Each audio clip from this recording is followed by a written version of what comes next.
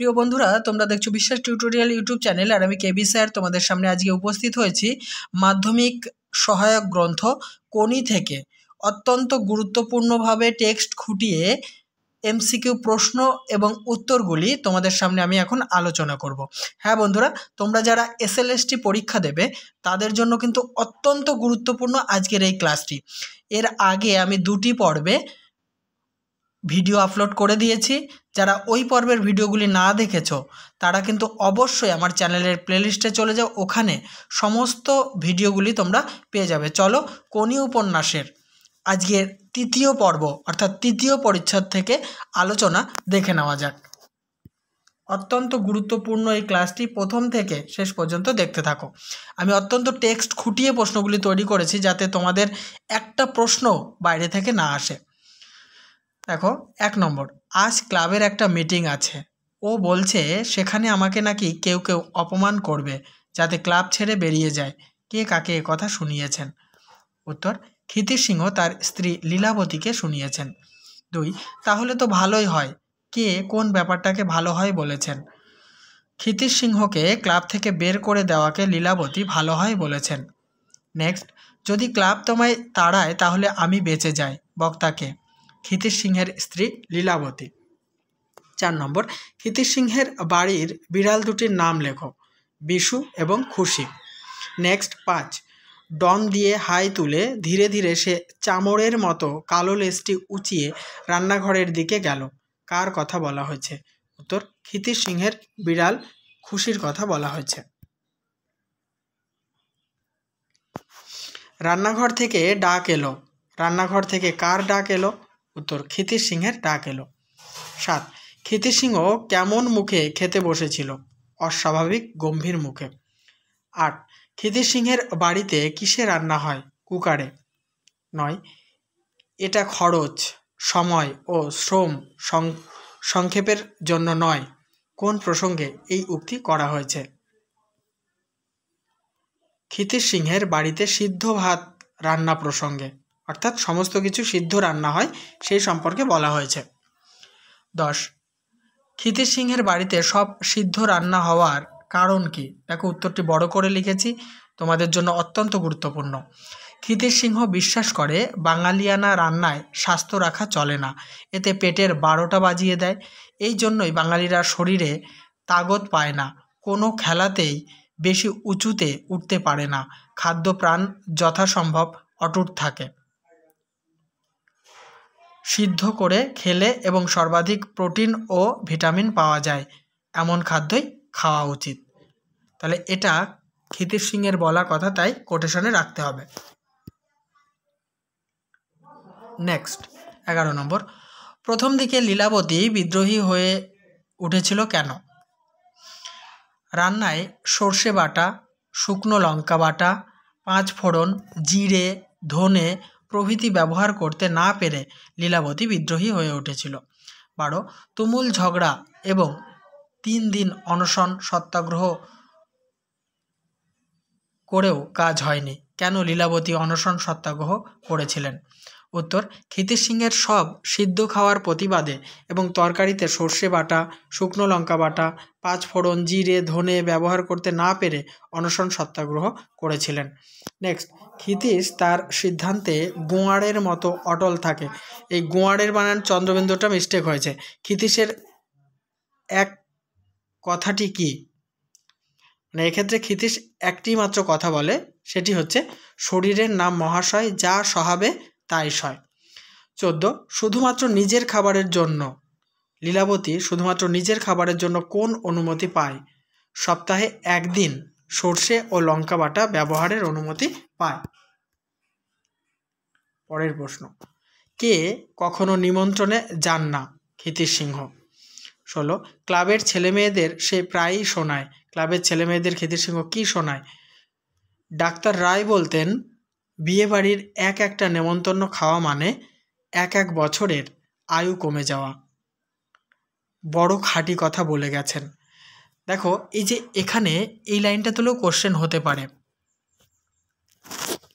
এই যে বড় খাঁটি কথা বলে গেছেন, কোন কথাটিকে বড় খাঁটি কথা বলা হয়েছে? ওই যে ডাক্তার রায়ের বিয়ে বাড়িতে এক একটা নেমন্তন্ন খাওয়া মানে এক এক বছরের আয়ু কমে যাওয়া, এই কথাটি বলা হয়েছে।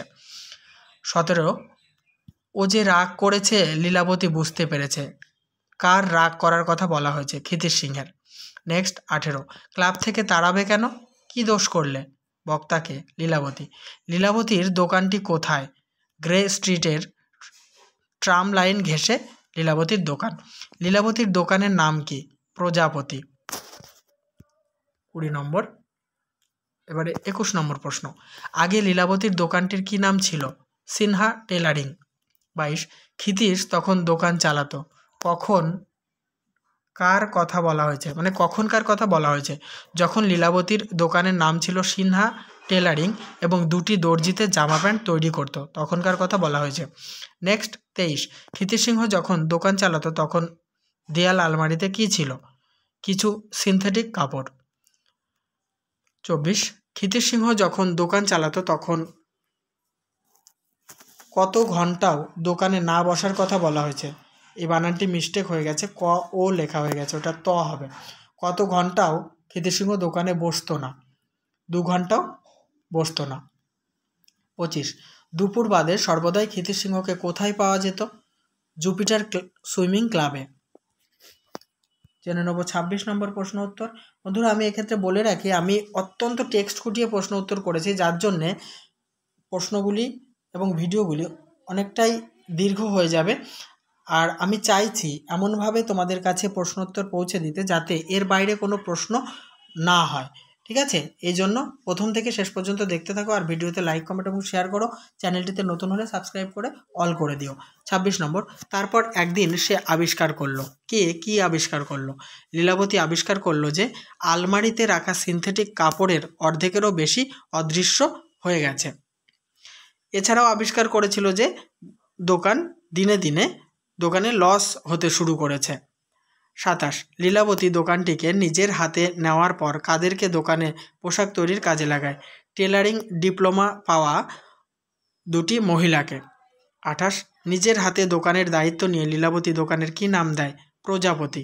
দোকানের দায়িত্ব নিয়ে লীলাবতী প্রজাপতিতে বর্তমানে কাদের পোশাক তৈরি করেন?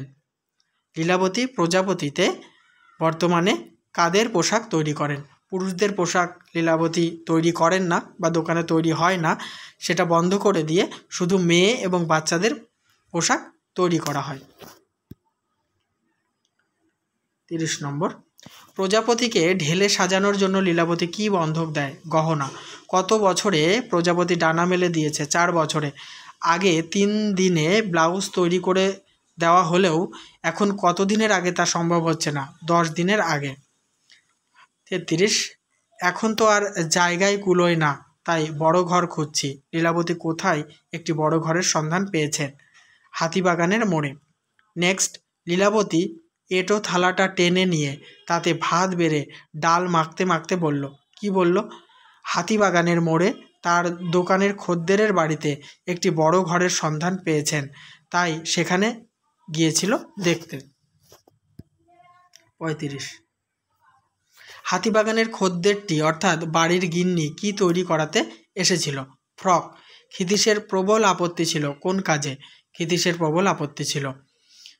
উত্তর, তার খাওয়া থালায় লীলাবতীর খাওয়া, অর্থাৎ ক্ষিতীশ সিংহের এঁটো থালায় লীলাবতীর খাওয়াটা ক্ষিতীশ সিংহের পছন্দ ছিল না, মানে এতেই আপত্তি ছিল। 37 আনহাইজেনিক শব্দটির অর্থ কী? অস্বাস্থ্যকর বা স্বাস্থ্যবিরোধী। 38 এই বলে ক্ষিতীশ তর্ক শুরু করেছিল। কি বলে ক্ষিতীশ তর্ক শুরু করেছিল? আনহাইজেনিক এইসব কুসংস্কারেই বাঙালি জাতটা গোল্লাই গেল, এই বলে ক্ষিতীশ তর্ক শুরু করেছিল। 39 ক্ষিতীশের তর্কের উত্তরে লীলাবতী কি বলেছিল? এটা আমার ব্যাপার, মাথা ঘামিও না। 40 তখন মুহূর্তে বুঝে যায় আর কথা বাড়ালে তাকেই গোল্লায় যেতে হবে। কে এটা বুঝে যায়? উত্তর, ক্ষিতীশ সিংহ এটা বুঝে যায় বা বুঝতে পারে। 41 লীলাবতীর খাওয়ার সময় তাই কখনোই সে সামনে থাকে না। কে সামনে থাকে না? ক্ষিতীশ সিংহ। 42 ক্ষিতীশের শোবার ঘরের দেয়ালে কাদের ফটো টাঙানো আছে? ক্ষিতীশের বাবা, মা, ধ্যানমগ্ন মহাদেব, কুরুক্ষেত্রে অর্জুনের সারথি কৃষ্ণ এবং ম্যাগাজিন থেকে কেটে বাঁধানো মেডেল গলায় ডন সোলান্ডার ও ভিক্টরি স্ট্যান্ডে দুহাত তুলে দাঁড়ানো ডন ফ্রেজারের ছবি টাঙানো আছে। 43 ক্ষিতিশ সিংহের শোবার ঘরে কোন কোন আসবাবপত্র আছে? উত্তর খাট, আলমারি, বাক্স, আলনা এবং সাংসারিক টুকিটাকি জিনিস সাজানো আছে। ক্ষিতিশ সিংহের শোবার ঘরের পাশের ঘরে কি কি আছে? বই, ম্যাগাজিন, একটা তক্তপোষ এবং তার নিচে ট্রেনিংয়ের জন্য রবারের দড়ি, স্প্রিং এবং লোহা। 44 এই ঘরে ক্ষিতিশ দুপুরে 1 ঘন্টা ঘুমোয়। কোন ঘরের কথা বলা হয়েছে? ক্ষিতিশ সিংহের যে ঘরে ম্যাগাজিন, তক্তপোষ, ট্রেনিংয়ের জন্য রবারের দড়ি, স্প্রিং ও লোহা রয়েছে সেই ঘরের কথা বলা হয়েছে। সেই ঘরটির বর্ণনা দাও। পাখা ও বিছানা কিছুই নেই এই ঘরে। 47 চ্যাম্পিয়ন করার ক্ষেত্রে গুরুর কি করণীয় বলে ক্ষিতিশ সিংহ মনে করেন? চ্যাম্পিয়ন হতে গেলে শিষ্যকেই নয়, গুরুকেও কঠোর জীবনযাপন করতে হয় বলে ক্ষিতিশ সিংহ মনে করেন। 48 ঘুম আসার ঠিক আগের মুহূর্তে ক্ষিতিশের আবছায়া চেতনায় কি ফুটে উঠল? লম্বা দুটো হাত বৈঠার মতো গঙ্গার জলে উঠছে আর পড়ছে। এক্ষেত্রে মনে রেখো, ক্ষিতিশ সিংহের কিন্তু আমরা যে অংশ আলোচনা করছি তখনও কোনো শিষ্য নেই, মানে সুইমিং শেখাবে এমন কোনো শিষ্য কিন্তু ক্ষিতিশ সিংহের তখনও তৈরি হয়নি। ঠিক সেই সময় আবছা একটা স্বপ্ন দেখছিলেন ক্ষিতিশ সিংহ। 49 ঘুমিয়ে পড়ার আগে ক্ষিতিশ সিংহ অকারণে অস্ফুটে কি উচ্চারণ করেছিল? কোনি, মানে কোনি নামটা একটু ভেঙে ভেঙে উচ্চারণ করছিল। 50 সম্ভবত নামটা তার ভালো লেগেছে। কার কোন নামটা ভালো লেগেছে? ক্ষিতিশ সিংহের কোনির নামটা ভালো লেগেছে। 51 টেবিল টেনিস বোর্ডটায় কাপড় বিছিয়ে কয়জন বসেছিল? 7 জন। তৃতীয় পরিচ্ছেদে বর্ণিত এমএলএর নাম কি? বিনোদ ভর। জুপিটার সুইমিং ক্লাবের সম্পাদকের নাম কি? ধীরেন ঘোষ। 54 একটাই এজেন্ডা না আরও আছে, কে কাকে বলেছে? জুপিটার সুইমিং ক্লাবের নতুন প্রেসিডেন্ট এমএলএ বিনোদ ভর ডান দিকে ঝুঁকে সম্পাদক ধীরেন ঘোষকে এই কথাটি বলেছেন। 55 নম্বর তৃতীয় পরিচ্ছেদে কে তার ছোট গলাটি লম্বা করে চশমার নিচে প্লাস পাওয়ারের মধ্যে দিয়ে টেবিলের কাগজের দিকে তাকিয়েছিল? ধীরেন ঘোষ। 56 মেন আইটেম একটাই, আর যা আছে তা খুব মাইনর, বক্তাকে? ধীরেন ঘোষ। মাইনর মানে এক্ষেত্রে গৌণ, মানে যার মূল্য অতটা নেই আর কি। মেন আইটেমটা কি? উত্তর চিফ ট্রেনার ক্ষিতিশ সিংহকে অপমানিত করা বা ক্লাব থেকে বের করে দেওয়া। 58 যোগু চা সন্দেশ দিতে বল, বক্তাকে? বক্তা হলেন ধীরেন ঘোষ। নেক্সট যজ্ঞেশ্বর ভট্টাচার্য চেয়ার থেকে উঠে দাঁড়িয়েছে মাত্র, তখনই কি ঘটনা ঘটল? উত্তর দরজা খুলে গেল এবং ক্ষিতিশ সিংহ ঘরের প্রতিটি লোকের মুখের উপর চোখ বুলিয়ে প্রেসিডেন্টের মুখোমুখি খালি চেয়ারটায় বসার আগে সবাইকে নমস্কার জানালো। 60 নম্বর প্রশ্ন একটু পরে আনবি, কে কাকে কি পরে আনার কথা বলেছে? ধীরেন ঘোষ যোগুকে চা সন্দেশ পরে আনার কথা বলেছে। 61 ক্ষিতিশ ফিকে হেসে প্রেসিডেন্টের দিকে তাকালো, কোন কথা বলে ক্ষিতিশ ফিকে হেসে প্রেসিডেন্টের দিকে তাকিয়েছিল? কথাটি হচ্ছে আমার দেরি হয়ে গেল, এটাকে সিঙ্গেল কোটে রাখতে হবে। 62 ক্ষিতিশ সিংহের কত মিনিট দেরি হয়েছিল? 4 মিনিট। 63 আমার কিন্তু একটু তাড়া আছে, কে কাকে বলেছে? এমএলএ বিনোদ ভর ধীরেন ঘোষকে একথা বলেছে। 64 সবাই ক্ষিতিশের দিকে তাকালো, কেন সবাই ক্ষিতিশের দিকে তাকালো? ধীরেন ঘোষ যখন সুইমারদের চিঠিটা ছাড়া আর কিছু নতুন কিছু বলার নেই বলে জানায়, তখন ক্ষিতিশ সিংহ হ্যাঁ আছে একথা বলায় সবাই ক্ষিতিশ সিংহের দিকে তাকিয়েছিল। 65 নম্বর প্রশ্ন আলোচনা করব, তার আগে অবশ্যই বলি বন্ধুরা, তোমাদের সাপোর্ট আমার একান্ত জরুরি, কারণ আমি এর আগে যে সমস্ত ভিডিওগুলি করেছিলাম আমার চ্যানেলটি হ্যাক করে নিয়ে 1150 ভিডিওগুলি ডিলিট করে দেওয়া হয়েছে। তাই অবশ্যই ভিডিওগুলি বন্ধুদের মাঝে শেয়ার করো, আর চ্যানেলটিতে নতুন হলে সাবস্ক্রাইব করে অল করে দাও। আমি চাইছি তোমাদের সামনে প্রতিনিয়ত তোমাদের দরকারি ভিডিওগুলি তুলে ধরার জন্য। তাই অবশ্যই কিন্তু ভিডিওতে লাইক, কমেন্ট এবং শেয়ার করো। আর কেমন লাগছে আমার আলোচনা লিখে জানাতে ভুলো না। 65, আমার বিরুদ্ধে চার্জগুলো স্পষ্ট করে চিঠিতে বলা নেই, সেগুলো জানতে চাই বক্তাকে, ক্ষিতিশ সিংহ। 66, সবাই পরস্পরের মুখের দিকে তাকালো। কখন সবাই পরস্পরের মুখের দিকে তাকিয়েছিল? উত্তর, ক্ষিতিশ সিংহ যখন তার বিরুদ্ধে আনা চার্জগুলো সম্পর্কে জানতে চায় তখন সবাই পরস্পরের মুখের দিকে তাকিয়েছিল। 67, ধীরেনবাবু ওর বিরুদ্ধে যা যা অভিযোগ উঠেছে সেগুলো তাহলে বলুন বক্তাকে, এমএলএ বিনোদ ভর। 68, ধীরেন ঘোষ বিব্রতভাবে কার দিকে তাকিয়েছিল? হরিচরণ মিত্তিরের দিকে। 69, যারা 7 বছর 8 বছর আমাদের ক্লাবের হয়ে বিভিন্ন কম্পিটিশনে নামছে, মেডেল আনছে, মানে আমাদের মুখোজ্জ্বল করছে, কাদের কথা বলা হয়েছে? জুপিটার ক্লাবের সুইমারদের কথা বলা হয়েছে। বাজে কথা, কোন কথাকে ক্ষিতিশ সিংহ বাজে কথা বলেছেন? জুপিটার ক্লাবের সুইমাররা মুখ উজ্জ্বল করছে, ধীরেন ঘোষের বলা এই কথাটিকে ক্ষিতিশ সিংহ বাজে কথা বলেছে। 71, মেডেল হয়তো আনে কিন্তু মুখোজ্জ্বল করার মতো কিছুই করেনি, ক্ষিতিশ সিংহ কাদের সম্পর্কে উক্ত কথাটি বলেছেন? জুপিটার ক্লাবের সুইমারদের সম্পর্কে। 72, এটা কি মুখোজ্জ্বল করার মতো ব্যাপার? কোন ব্যাপারকে মুখোজ্জ্বল করার মতো ব্যাপার নয় বলে ক্ষিতিশ সিংহ উল্লেখ করেছেন? উত্তর, জুপিটার ক্লাবের সুইমার শ্যামল 4 বছর আগে 1 মিনিট 4 সেকেন্ডে 100 মিটার ফ্রি স্টাইল টানত, এখনও সেটাই টানে। তাই এটা মুখ উজ্জ্বল করার মতো ব্যাপার নয় বলে ক্ষিতিশ সিংহের মনে হয়েছে। 73, এইসব সুইমাররাই হচ্ছে ক্লাবের প্রাণ। কে কার সম্পর্কে কথা বলেছেন? হরিচরণ শ্যামল সম্পর্কে কথা বলেছেন। তাহলে বন্ধুরা, আজকের আলোচনা অর্থাৎ 3য় পর্বের আলোচনা এখানেই সমাপ্ত করছি।